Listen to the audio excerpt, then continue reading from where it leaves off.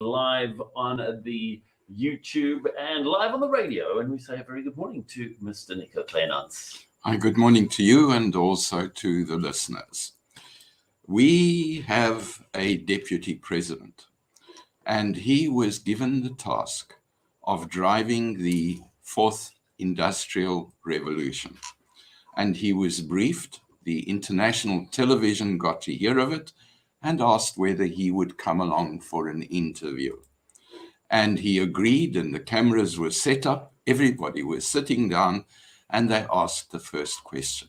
Mr. Deputy President, what is the fourth industrial revolution? And he went blank. He couldn't identify the term. He couldn't identify what it means. And he made the entire South Africa look like an idiot. So I'm going to try and define that term just a little bit, because there may be others who genuinely don't know. Now, where the fourth industrial revolution changes things, it's when it applies technology in such a way that it affects our lives.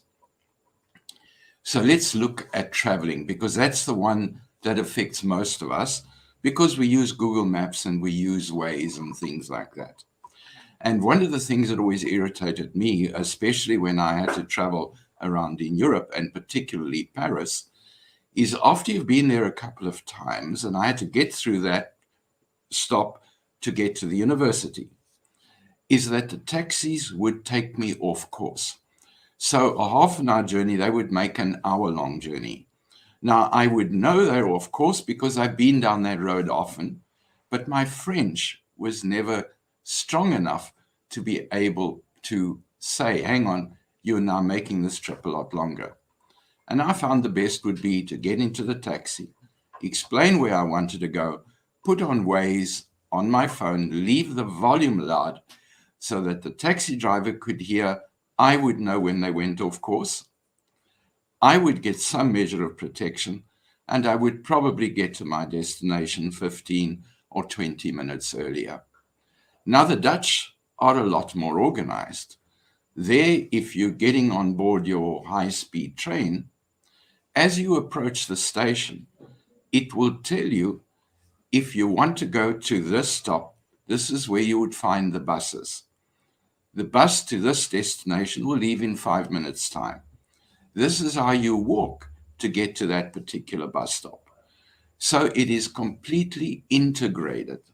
Now, that wouldn't work here because, if you use the train, you're lucky if the train's going to arrive the day it's supposed to, not to the minute. But I found it fascinating that even on the buses, if that bus stop was going to be at a railway station, it would give you the list of the trains, what platforms those trains are, were they on time, were they late. If you were on the trains, it would give you a list of the bus stations. So that is how technology then makes traveling a lot easier. Now, one of the things I do is I offer accounting services. And that's where the fourth industrial revolution has massively changed the way we work. And that's been in the last year. For instance, every morning, the accounting software dials up the client's bank account. And it takes the information from the bank into the software. And then it allocates those expenses. It allocates the income. It does that automatically. It not only does that, it also then adjusts the budget. Not only does it adjust the budget, when it gets to the VAT time, it automatically creates the VAT report and gives it to SARS. It then checks with SARS what it's doing about that VAT report, and it reports back from SARS automatically into the software. It then also has the ability of doing cash flow projections for up to 90 days, because it knows what income is due because of the invoices you've issued.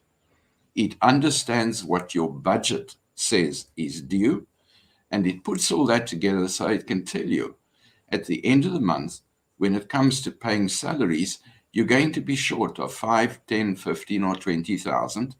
You need to prepare now to be able to make that salary bill.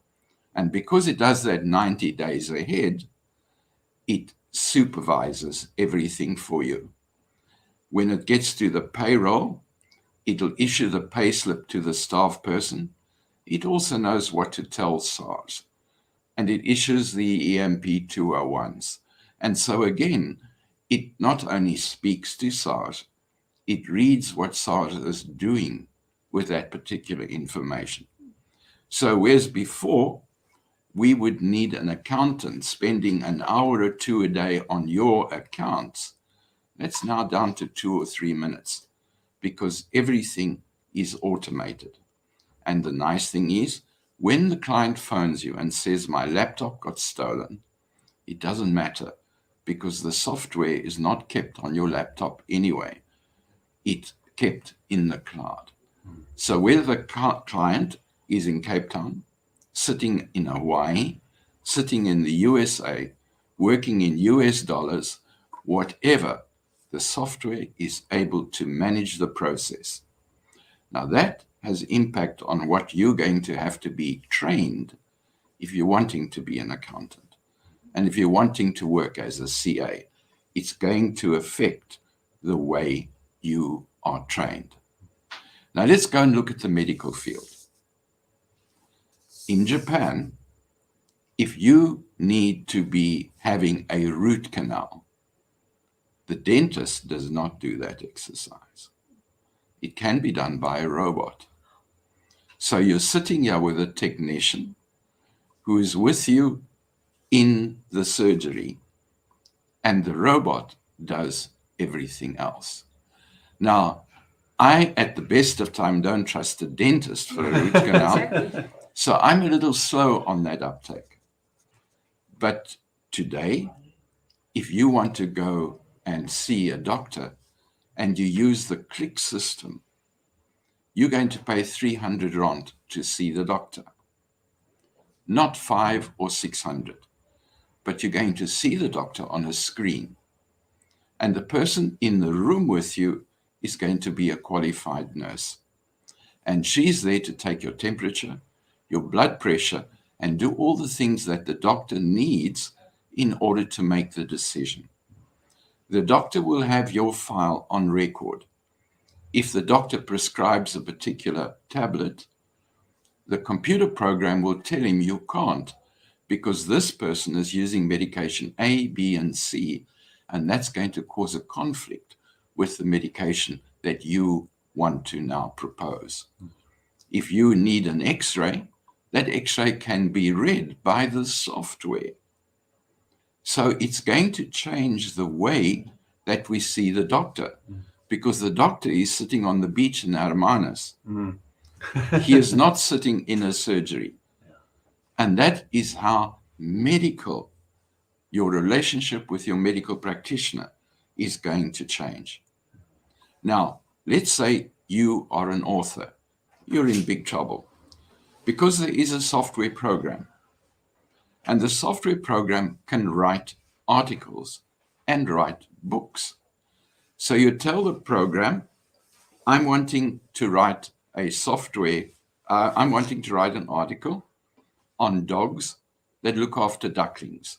And it'll say how many words, and you say 3,000 words. It will write that article for you. You can check it on Google, it will be original. It'll even find videos and pictures to illustrate that article.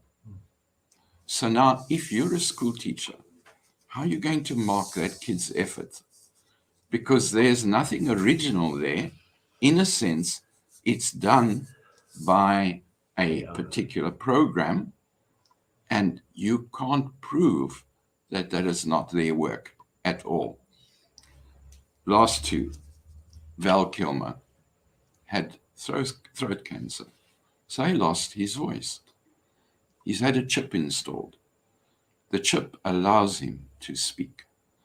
It allows you to hear his voice. It allows him to communicate and to keep earning a living.